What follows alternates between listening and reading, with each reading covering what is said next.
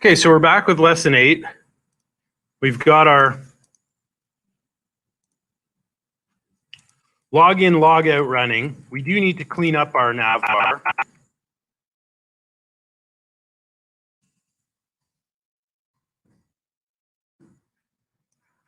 So in our layout file right now in the nav bar, we've got 5 links about our food register login and logout. So we should add some logic here that depending on whether the user is authenticated or anonymous, we're going to show them different things. We also maybe want to move the authentication links over to the right side of the nav bar. So I'm actually going to break this UL into 2 separate ULs. We'll have our first one that has our about and food link over on anchored to the left, and then we can anchor the other list over on the right side. So after the our food, I'm going to actually close that first UL. And for the second one, I'll create a separate UL. I'm going to give it the same class of navbar nav. I'm also going to use the ML auto class that'll write justify that second navbar. So if we save it like this, register, login, and logout.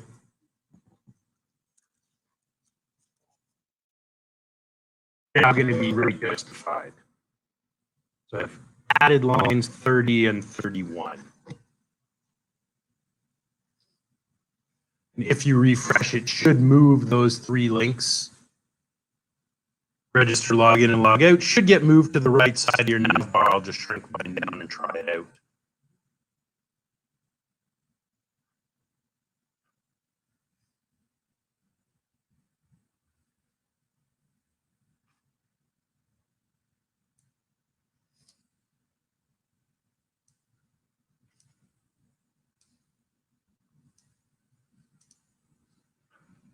So adding that ML auto class will move these links over to the right. But now we need to also add some logic. We want to check for that user object.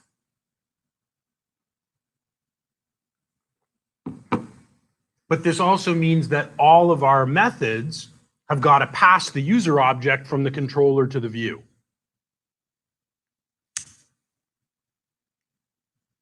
So I'm going to go right back to our home page. So we want to add some logic in here.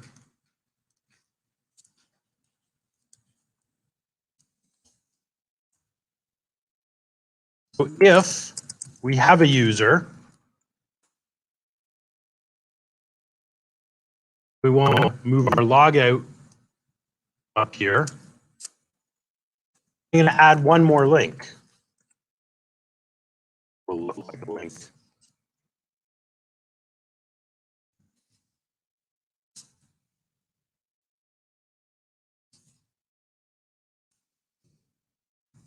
We want to show the username and log out when somebody's authenticated. And we'll put in an else anonymous users. So these links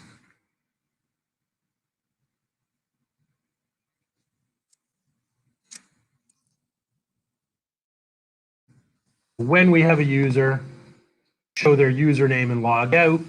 Otherwise, show register and log in.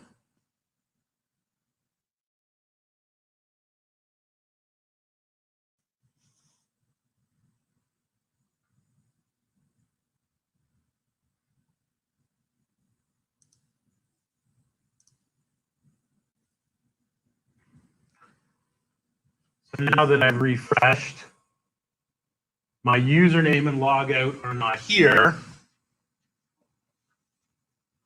Once I log in,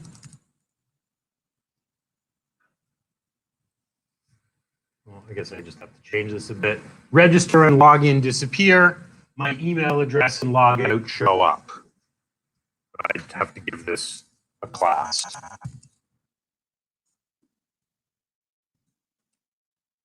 Formatting.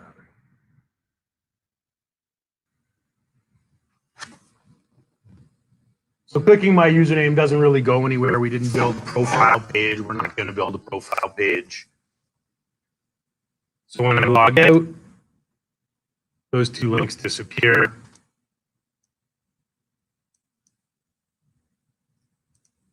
Log back in. So our nav bar is, at least so far, behaving the way we want it to.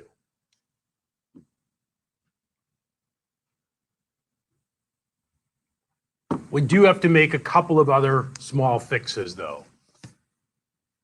It works here. And again, if I'm in Chrome as an anonymous user, no problem. You know, I can still go here. I can browse around as an anonymous user. It's prompting me for register and log in. All that's working fine. Seems to work fine here as well until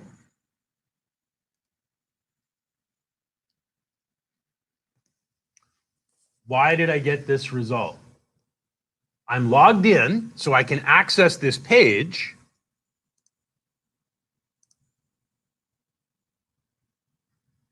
We also could potentially, if we have time, deal with this. But notice my nav bar. When I go to food, it's got my email address and log out. How come when I go to add or edit something, it reverts back to those links?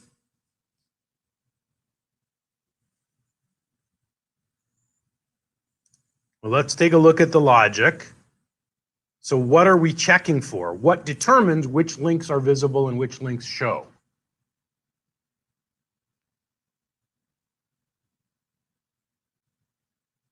How do we know which links to show? I've highlighted the relevant line here. Yeah, do we have a current user? So how come this seems to work on the food index view, but it doesn't work on the add or the edit? Where would we go to debug this? This is kind of a tricky one to debug because there's no errors. The site's still loading. We're just not quite getting the behavior we want. So where do you think we're going to have to go in order to fix this? Okay, so let's look at the food controller. That's a good suggestion. And you're right, that's where we need to look. So we know it's working on the index method. So when we call router.get with no name, it goes to foods. So on this page, it's working. Yet on this page, for example, when we load the form to add a new food, the nav bar isn't working. So what's the difference between these two, Ryan?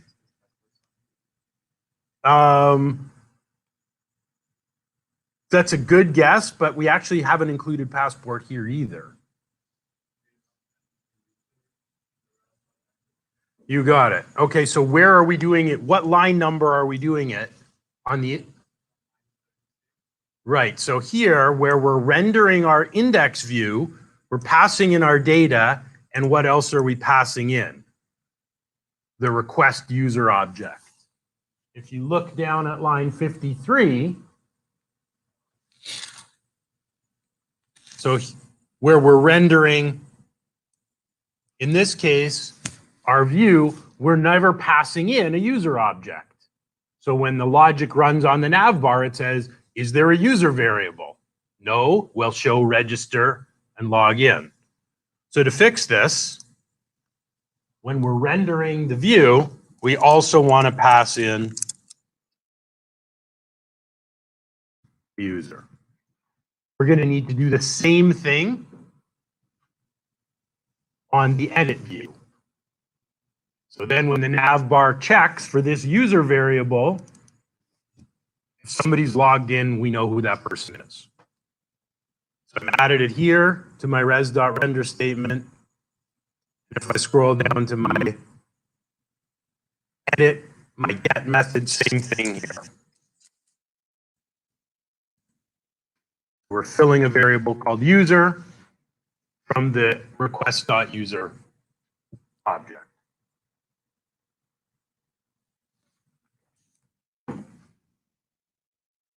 So index has it, add has it, and edit has it. We don't really need to worry about the post methods because those are just processing the data in the database and redirecting. But all our get methods that load a page, that page needs to know what do we show in the nav bar. Now we've changed the controller. So I'm going to be logged out. It'll have logged me out now. So I'm anonymous again. So now when I log in again, my nav bar changes on the index. And now I can add or edit. And my nav bar is correct. So each method, if we're going to do this in our nav bar, basically every method that loads an actual view has got to pass the user information. It's almost complete, but not quite. Because notice when I go back to home or about, when I go to the two public pages, we've got the same issue. Our nav bar is checking for a user, but in our index controller, we're never passing any user information to the view. So our nav bar jumps back to the public links, the register and logout. So we need to add that same statement in our index controller. Wherever we've got a res.render statement, we want to pass the user object. So I'm going to go back now, open up my index controller.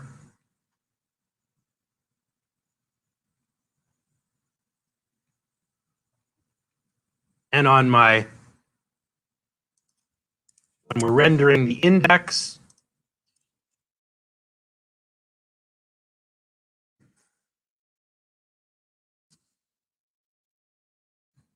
we want to pass request.user, and we want to do the same thing on about. When we're passing the list of countries, we also want to pass the user object. So this way our nav bar is always accurate.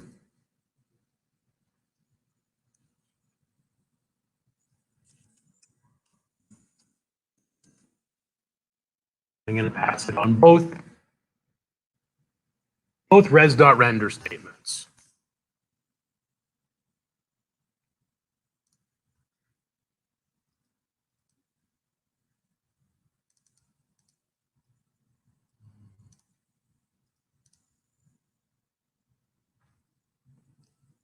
So now I'm logged in again. I can go right back to the public homepage. It still shows I'm logged in. I can go to the About page. It also shows my email address and the logout button. And in Chrome, I only have access to these couple of pages. It just shows me the public nav bar all the time.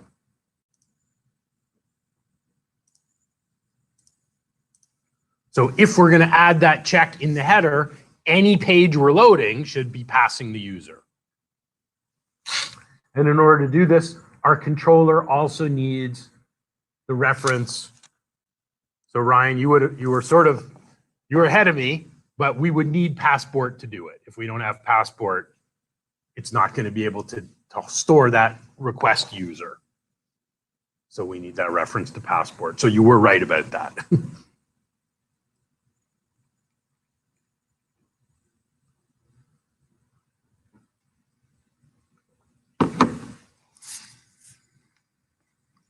In terms of doing proper authentication, there's one other little piece missing from this. It's optional, but we have the time to add it, so I think we should. And that has to do with a little issue on our registration. Our registration code works. However, if we go and look at this form,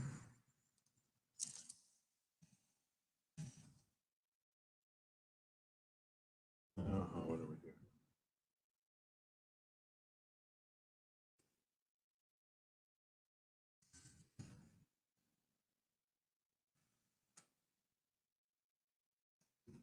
We've actually done nothing to prevent this.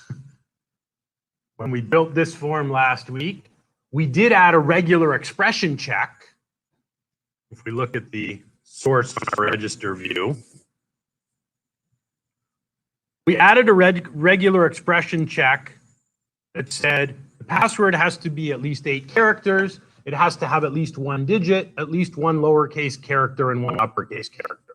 We never, however, actually checked that the 2 password values are the same.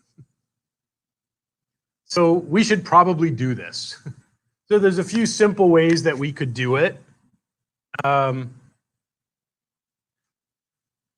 Let's see.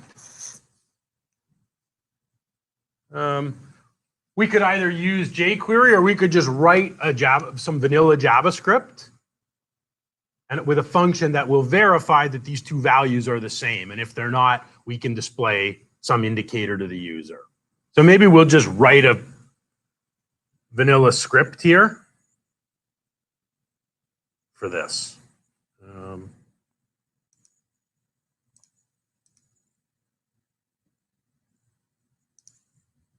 So I'll just go to my layout for a minute.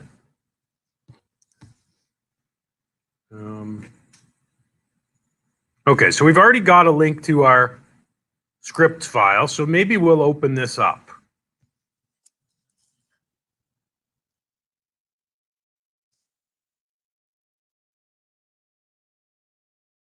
We basically want to compare the 2 values and be able to display a message back to the user if they give us 2 passwords that aren't the same.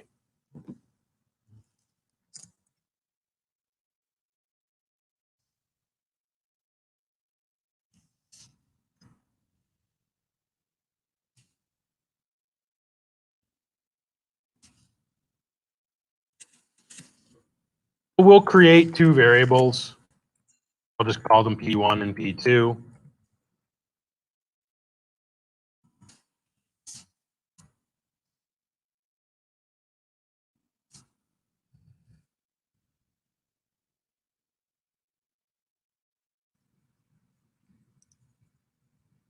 And I'll just open up the register.hbs view.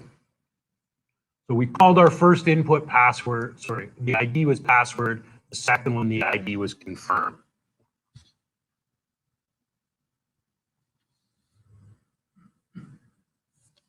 The other thing I'll do here is maybe beside the confirm box, I'll just add a span element where we can print out an error message if there is one.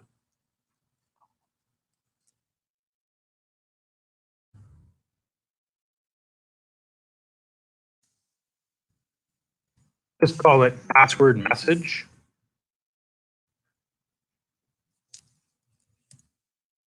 So by default, that's empty. If the 2 passwords don't match, we can set the HTML of that element. We'll style it in red using like a Bootstrap Danger class. So I just added line 18 here.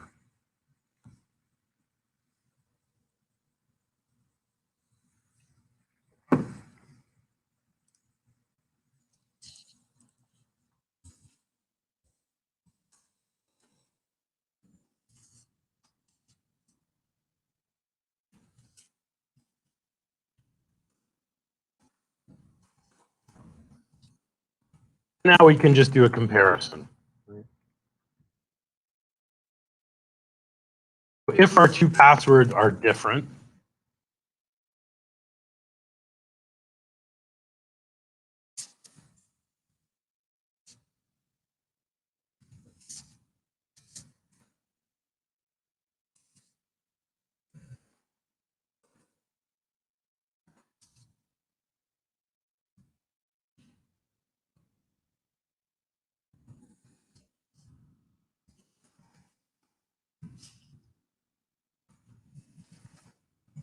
and most importantly, we want to return a false.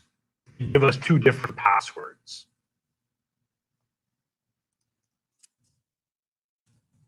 Otherwise,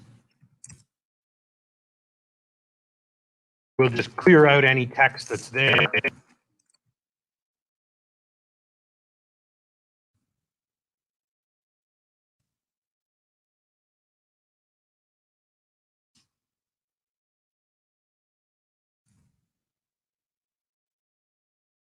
So now, when our button is clicked, we want to call this method. Rather than having our register button automatically post the form, we want it to call this method first. That will run this little check and will return a true or false.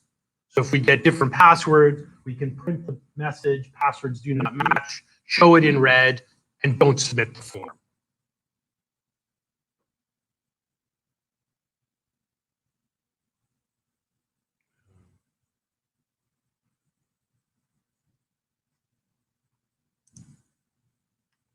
So on our button, we can now call,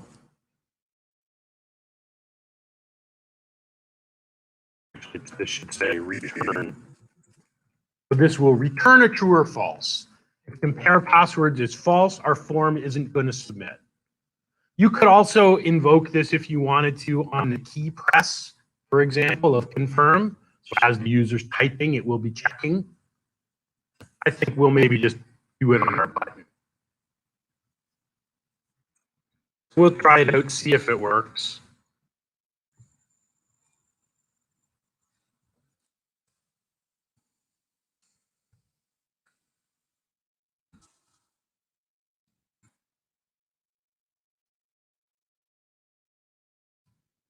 So I followed the password rules.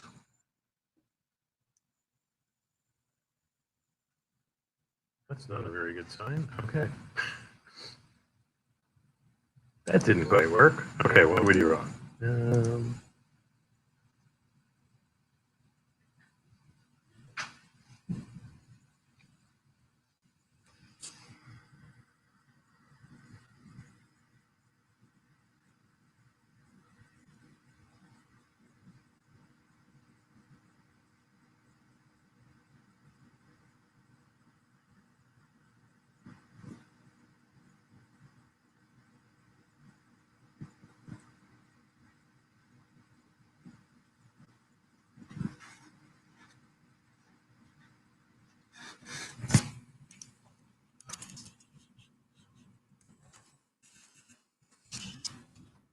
I'll just try this for a second.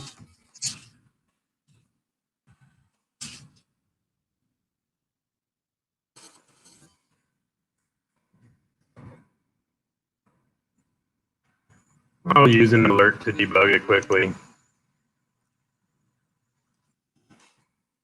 We'll see how many tests we have to go through.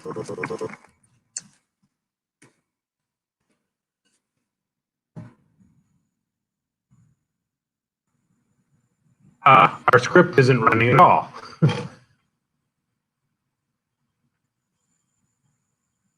Let's see why.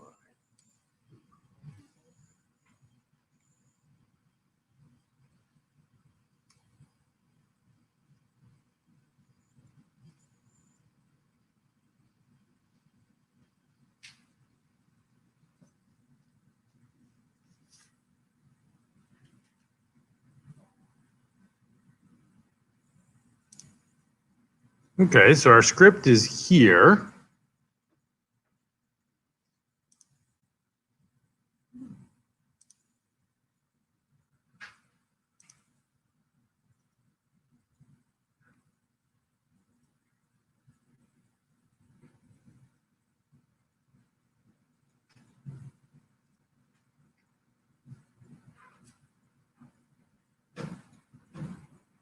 Oh, whoops.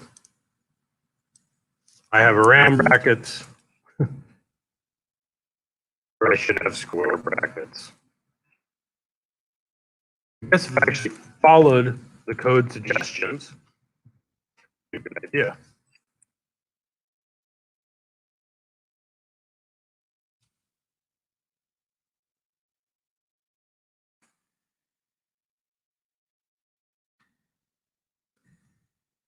All right, well, hopefully the third time is a charm.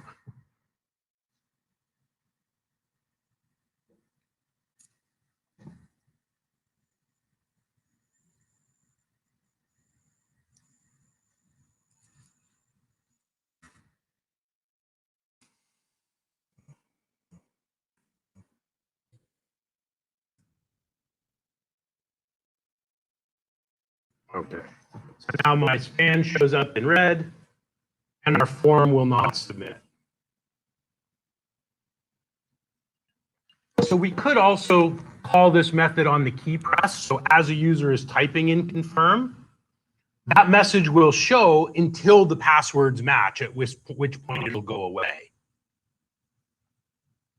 So I can't sign up. So I'm going to add it to my key press event as well for my confirm. Stay on key press.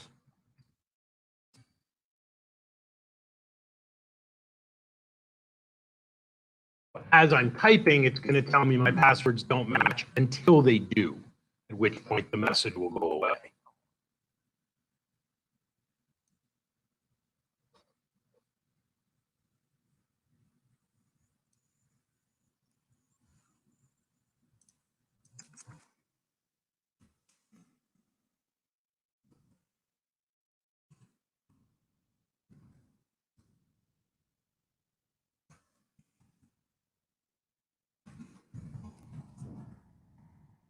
Oh, it should be on key up, not on key press.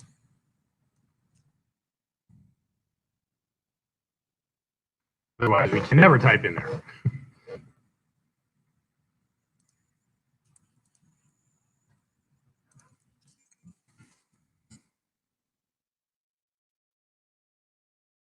No.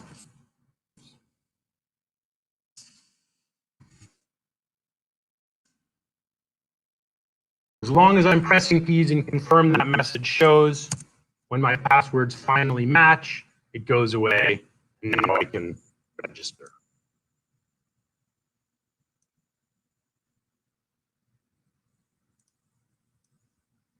So I've used it on key up as well as on submission. There are other ways you can do this. You could add Jquery. You can add the Jquery validate script. And I mean, you still need to write a simple method to use that script, but it will largely do the same thing. It'll compare those two values and just display a validation error if they don't match. And again, you could call it on the submission of the form, the click of the button, the key press. You can call it whenever you think it makes sense to call it.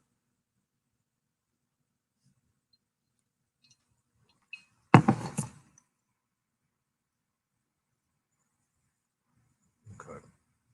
So I think our local authentication now with Passport is basically working the way we need it to. We have anonymous users that have a read-only view. We have our dynamic nav bar. We're forcing users to register with strong passwords, and we're now properly confirming they've given us the same password twice. And we're controlling access to the individual views and making sure that only authenticated users can access anything to do with changing data.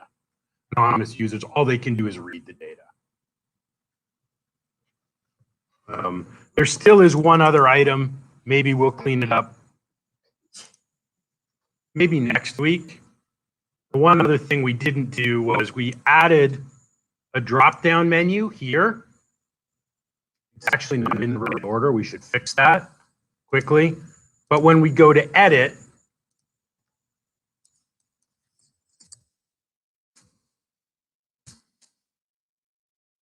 this is also an issue because we don't have a drop-down for editing.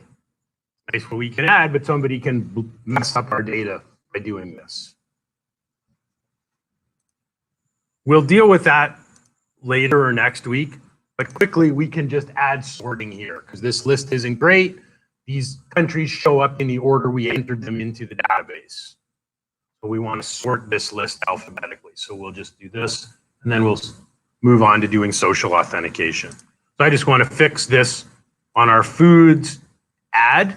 We want to add sorting. So in our food controller, for me, it's on line, starts on line 43. We're finding our countries. But down here, you want to add a sort. We're going to sort in ascending order by the country name. So all I've done is added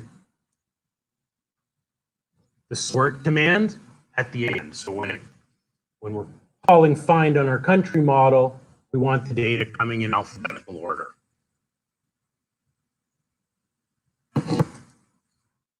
To test this, I'm going to have to log back in because only an authenticated user can add a country.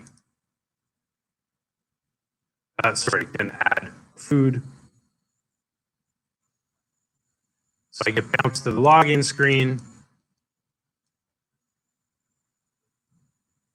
And now if I go to menu food, now our list is A to Z. Oh, I did one thing that actually worked on the first time today. Wow.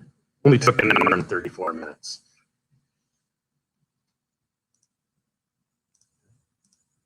So if we want to sort data when we're writing a query, we just add the sort method to the end of the query.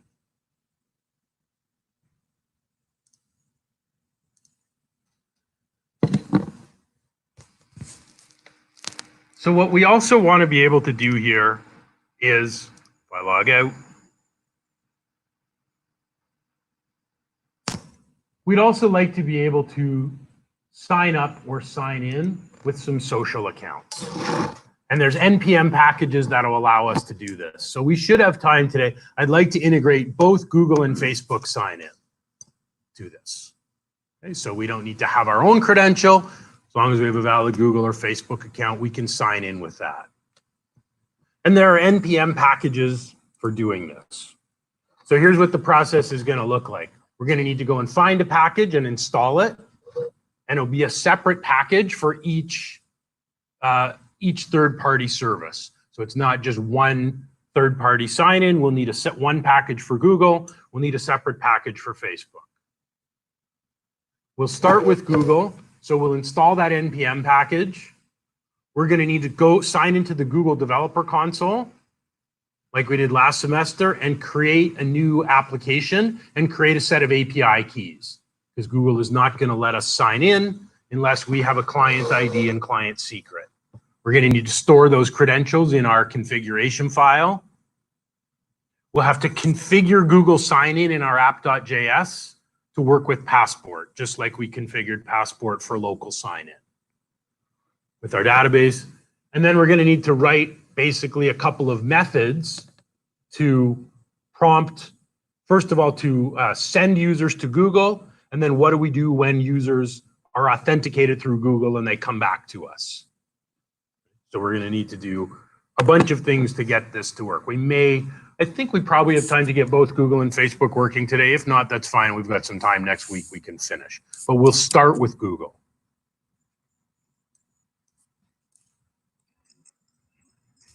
So the package that we want, there are a number of them. So if we go to NPM and look for Google Auth, we're going to get several.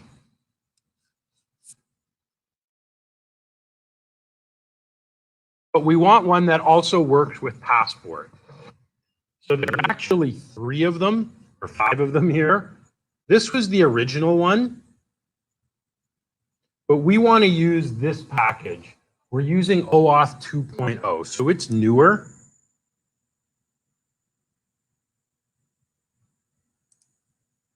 So we can have a look at.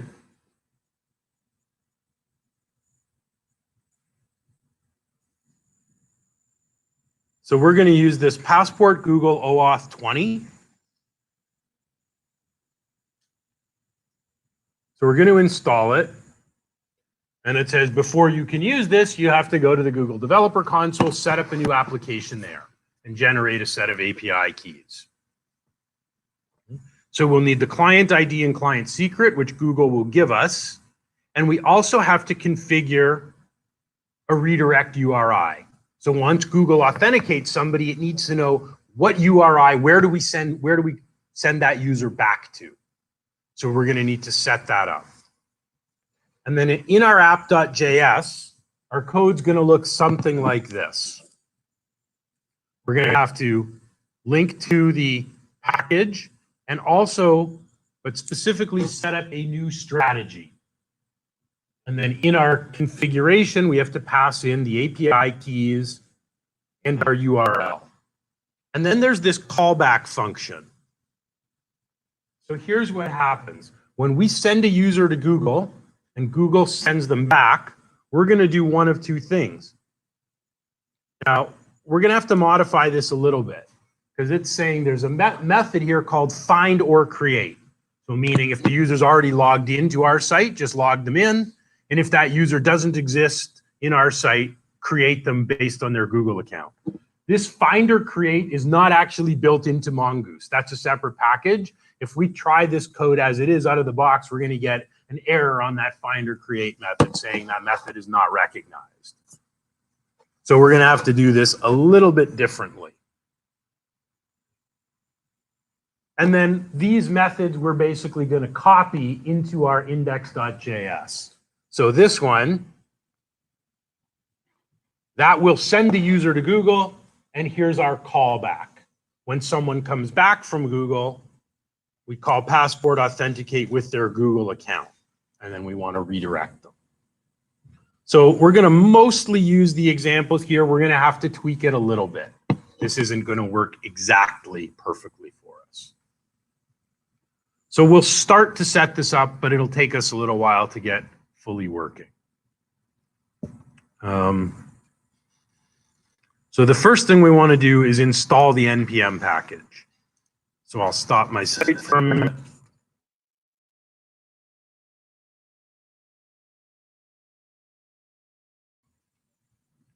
And the package we want is passport-google-Auth 20.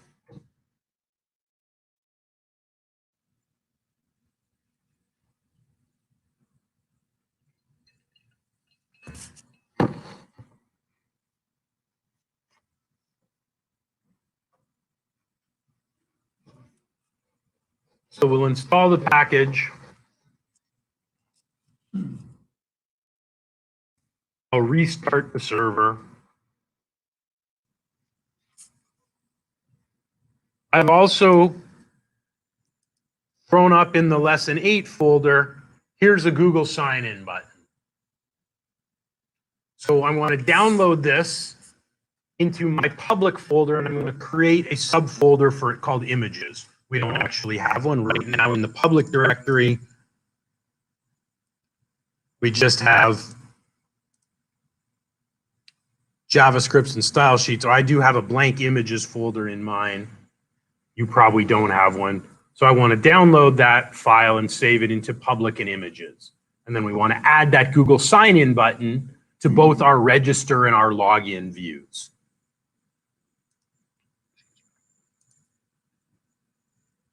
So I'm just going to save that image.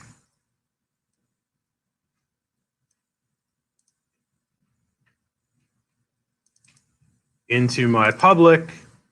If you don't have an images folder, you can just create one. And I'm just going to save it as google.png.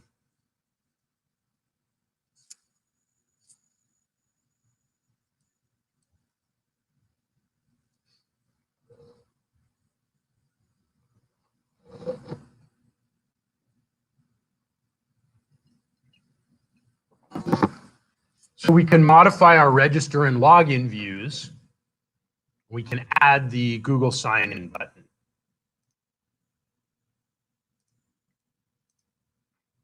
So I could either put it right below, or I could put it just to the right of my login button and the right of the register, or we could put them down here. Feel free to put that button wherever you want it to go. So first I'll put it in my login view, and then I'll put it in the register view as well. I think I'll try it maybe just right beside my button.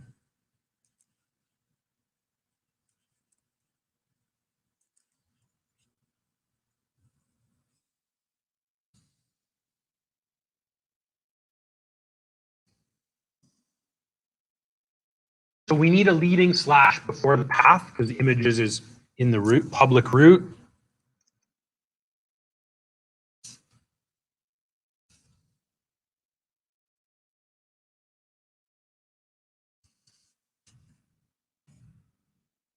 See how it looks there. We can move it if we want.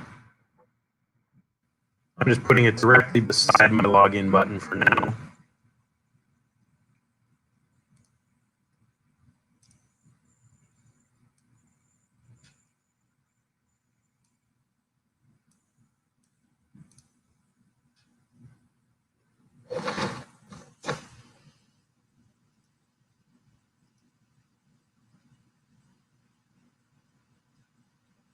I also want to make this a link.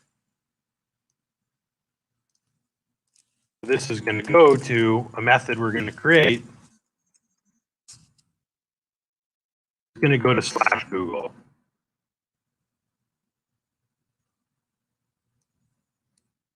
So if I click it right now, I'm going to get a 404 or that method doesn't exist yet.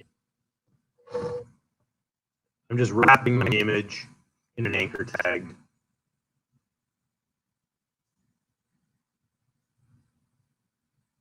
So it will go to localhost 3000 /Google. If we click it right now, we get 404. That's fine. So here's what's new. I'm going to also copy and paste this to my register form. So I've got it beside the login button. I'm going to add it beside my register button as well, because users can log in if they already have an account or sign up with Google, either one.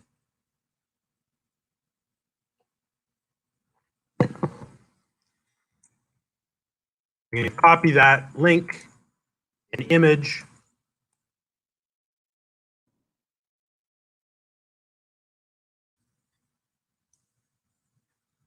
So now both my register and login pages have a Google sign-in.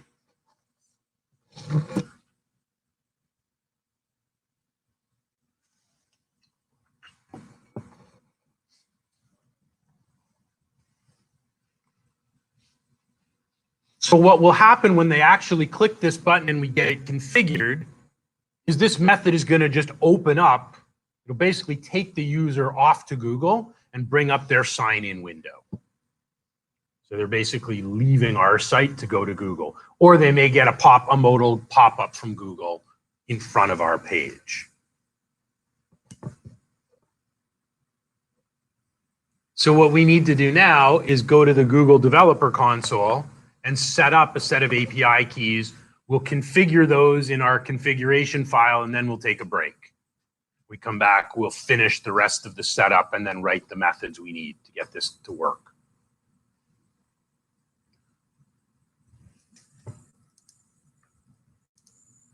So where we want to go is console.developers.google.com. And that'll take us here to the API console. We've been here before. So here was our project from last semester, our .NET Computer Store. So typically when you sign in, it just takes you to the last project you accessed. I want to create a new project. So here's a drop-down list of all of my projects. And I have this option at the top to create a new one. So I'm going to create a new project called Global Food. So again, to get here, right beside the Google API's logo, there's a drop-down that shows your projects. So just create a new one. I'll make a new project.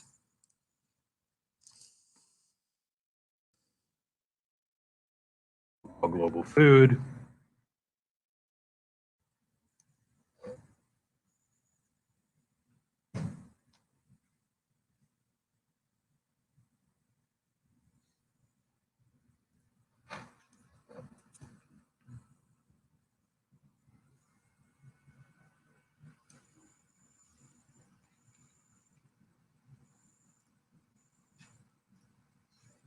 So it says we need to configure a client ID and client secret, as well as a redirect URI.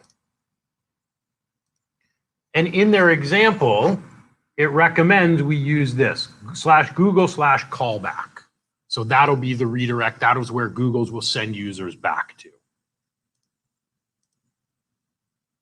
So I'm going to click on credentials over here on the left.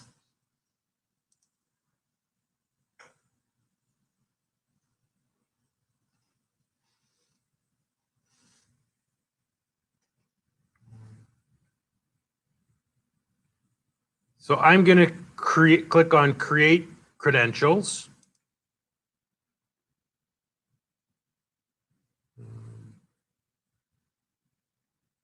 And I want to create an OAuth client ID.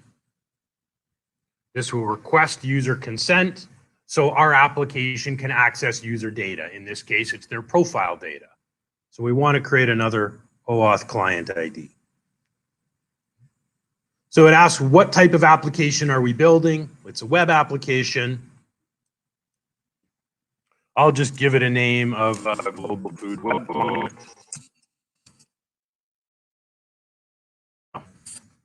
Oops, that's silly. I'm still in my old project, sorry. That's why it shows the old keys. We created Global Food, but it doesn't automatically take me into the new project. It still leaves me in the old project. I was wondering why I had API keys there already. Okay, so first set a product name, configure the consent screen. Okay, so this is going to be external. It's available to anybody with a Google account, not restricted to anybody. So our application name is Global Food. If we had a logo, which I don't at the moment, we could include it. So it tells us by default, here's what we have access to. We're going to get access to the user's email and profile and their ID. If you wanted other things, you could click on add scope and try to get Google to give you more information about the users. So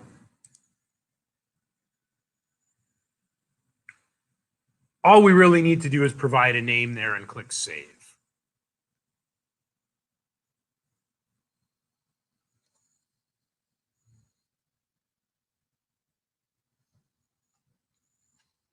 So now I should be able to go to my credentials. And now I want to create my OAuth client ID. So I'll pick web application. We can just leave the default name as web client 1.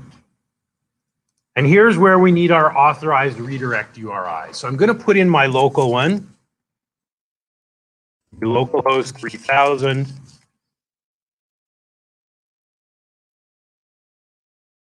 I'll set the URL as /google/callback. So this is where Google is going to send users back to after it authenticates them. Localhost 3000 /google/callback. That's a little easier to read. Now, if I'm going to deploy my site to Heroku as well, I also will want to put the Heroku callback URL in. So I'm going to hit enter here for my local domain. Now I can't remember my...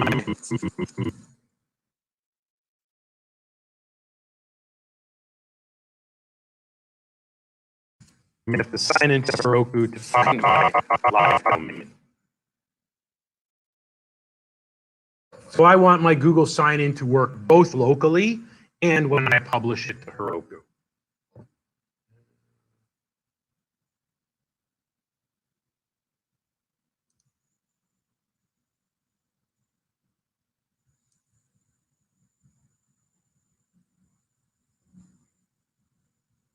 It's probably not going to work right now because my password's not in, but that's okay.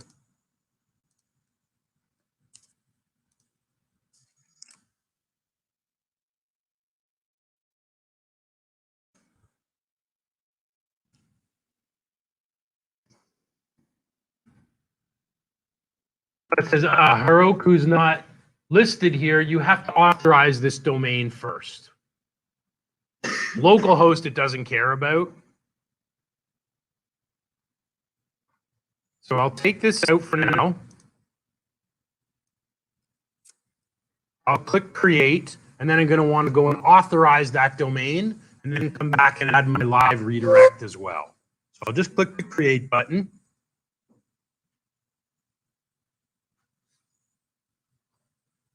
And while I'm here, I may as well copy these IDs. We want to store them in our configuration file. So I'm going to copy my client ID. And I'll also have to publish the consent screen. So I'll copy the ID, and I want to go to my config file. So inside of globals,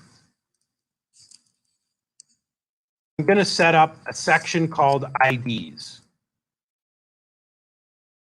So this is going to be a nested array, and in here we'll have Google first.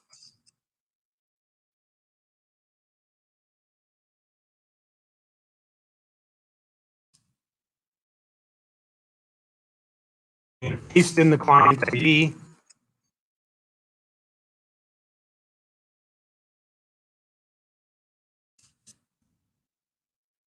And I'm going to copy and paste the client secret.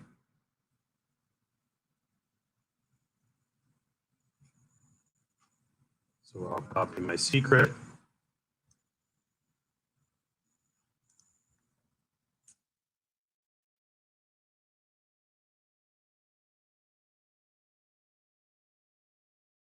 I'm going to check the documentation. We also want our callback URL here. And it's spelled this way where URL, when they've got ID in uppercase. It's kind of odd, but so maybe I'll do the same.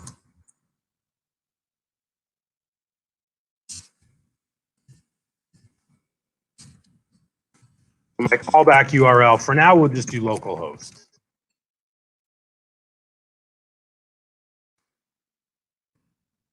Well, the callback URL in our application will match the callback URL in the Google console.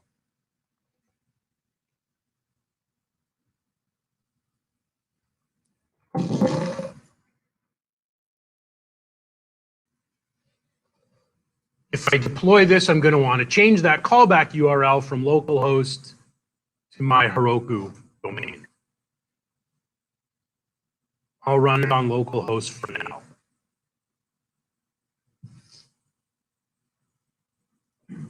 So these two values, my ID and my secret, I've copied those from the developer console from Google. I'm going to save this. I'll leave it up for a minute. I do want to go back, and then we'll take a break. I just want to authorize Heroku, so I can also add the Heroku domain as an authorized URI. So if I push my code to GitHub and deploy to Heroku, my Google sign-in is still going to work.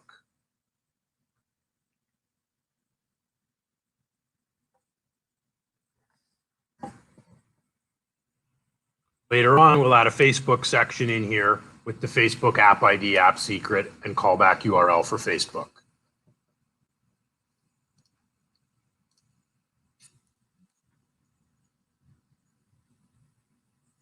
So I want to go to this domain verification. I'm going to add a domain. It says it's important it starts with HTTPS. It doesn't want insecure HTTP only connections.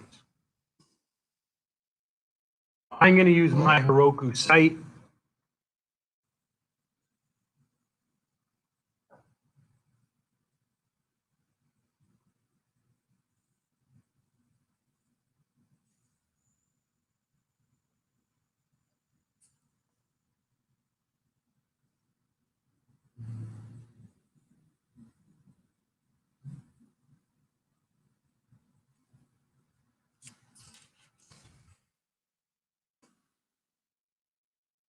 We may or may not have access to this. It's a bit of an experiment.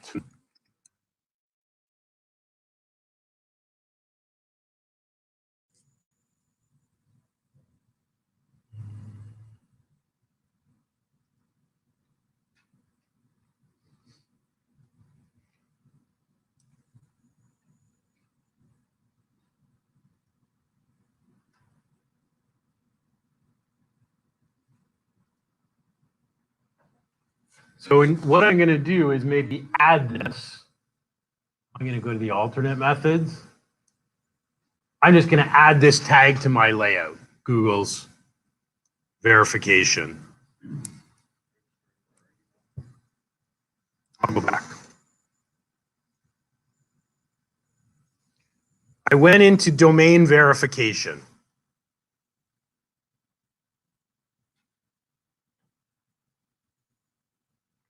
And I added the domain and I put in my URL to Heroku. Once I did that, it says you have to verify ownership of the domain. So you can't just set up API keys. Like if you have blairjolie.ca, Google isn't going to let me create API keys unless I can prove I have ownership of your domain. So under add, you need to put in your URL to your Heroku site. It's going to prompt you to go to the domain verification section. So I put in my URL here and clicked add domain.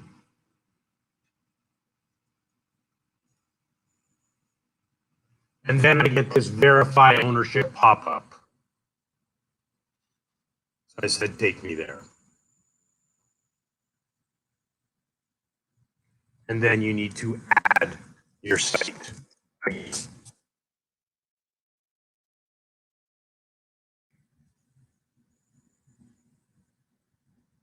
So I'm using this alternate method with an HTML tag. I'm just going to copy that into the header of my layout.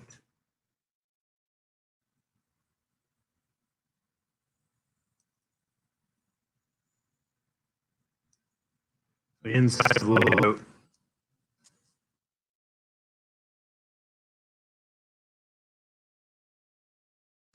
we have Google domain verification.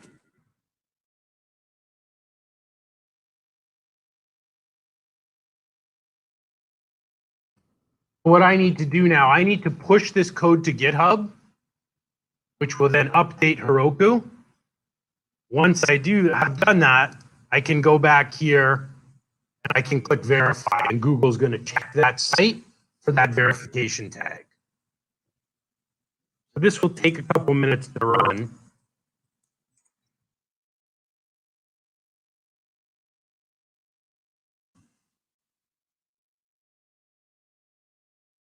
We're going to start Google Auth.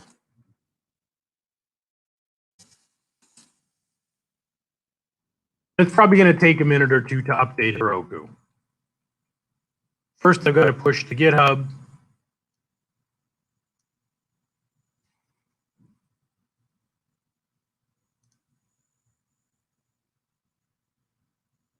I'm going to deploy an update.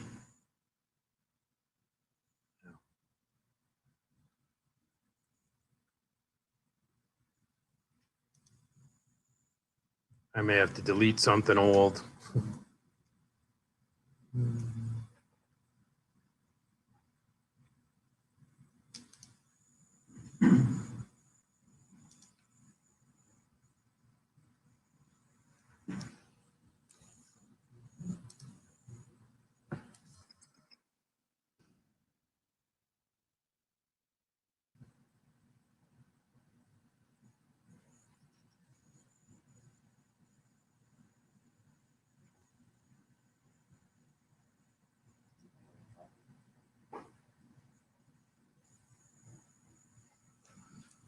So I'll just wait for Heroku to pull my new version.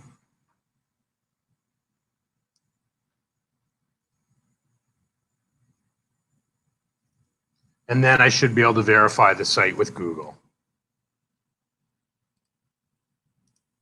So now when I view the source, here's my Google meta tag.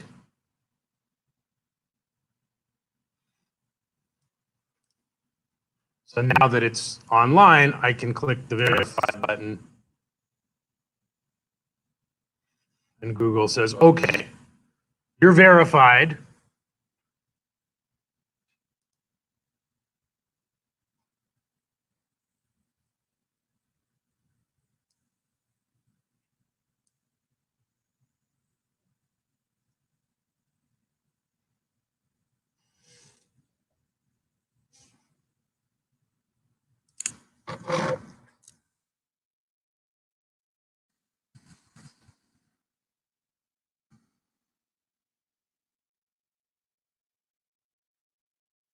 Okay, so now it says, okay, you own this domain. So now I can put in my callback URL. So my Google sign-in will also work on Heroku. So I'm going to go back to my credentials.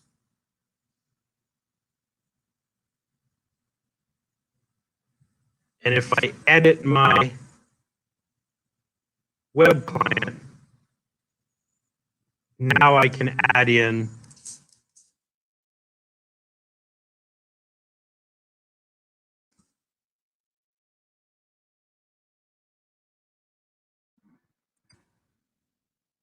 I'm going to add my live URL along with my local one. So this should allow Google sign-in to work when my site is live on Heroku.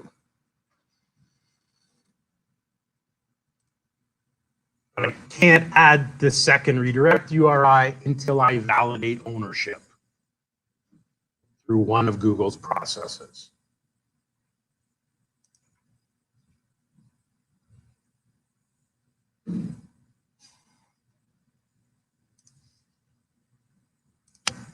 Okay, it's 10:05. We will take a pause here.